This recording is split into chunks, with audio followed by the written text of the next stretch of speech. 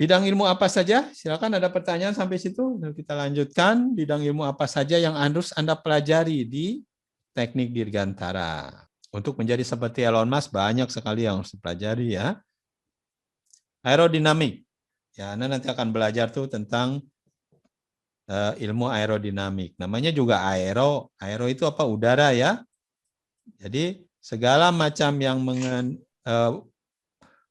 benda-benda yang ada hubungannya masih di udara, berarti di dalam atmosfer nih, namanya aerodinamik. Butuh aerodinamik nggak untuk space, untuk antariksa? Nggak ada, di sana nggak ada udara.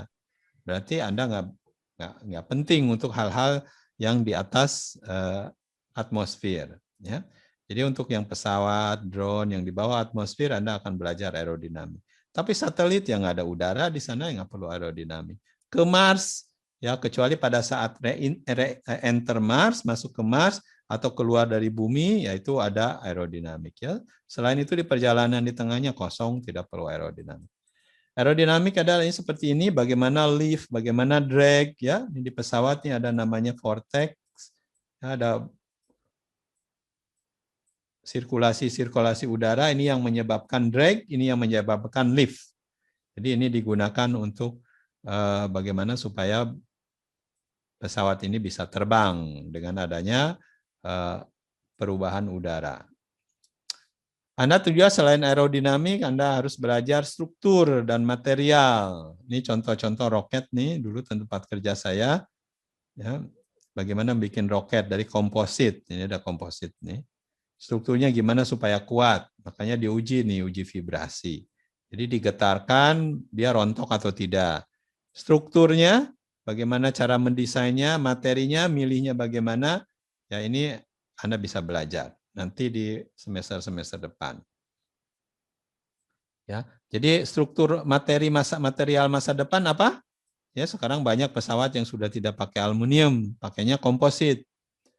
Ya, jadi materinya udah ada materi baru. Ya, nanti kebanyakan ke depannya ada materi-materi yang baru lagi seperti materi nanomaterial, sesuatu yang memang tidak ada di alam tapi dibuat ya secara sintesis. Ya, akan banyak tuh materi-materi yang ringan tapi kuat, lebih kuat daripada baja. Lalu selain Anda belajar tentang aerodinamik, Anda belajar tentang struktur, Anda juga belajar tentang dinamika terbang, flight dynamic. Anda juga akan belajar tentang sistem kontrol, ya, elektronika, autonomous vehicle, ya hal-hal semacam itu. Ya, bagaimana cara mengontrol robot terbang, misalkan ini supaya dia bisa naik ke atas, turun ke bawah, bermanuver kiri kanan. Ini ya, seperti ini elektronikanya. Pas saat dia dimasukin ke sini, misalkan terganggu enggak dengan interferensi yang lainnya, ya, dan lain-lain. Ini banyak pelajarannya. Jadi Anda akan belajar nanti di dinamika terbang dan sistem kontrol, ya, bagaimana mengontrol benda-benda terbang. Propulsi, sistem propulsi, ya. Sekarang ini mungkin kebanyakannya Anda lihat sistem propulsi pakai mesin bakar, ya. Tapi kedepannya akan banyak tentang listrik.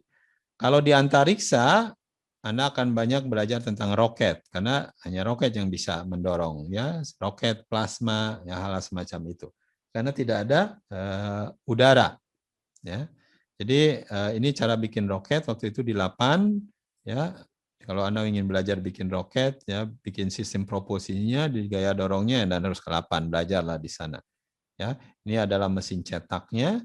Ya, ini hasil propelannya. Ini ada mesin cetaknya di sini, lalu keluar tuh dimasak lah tanda petik. Jadi itu propelan seperti ini.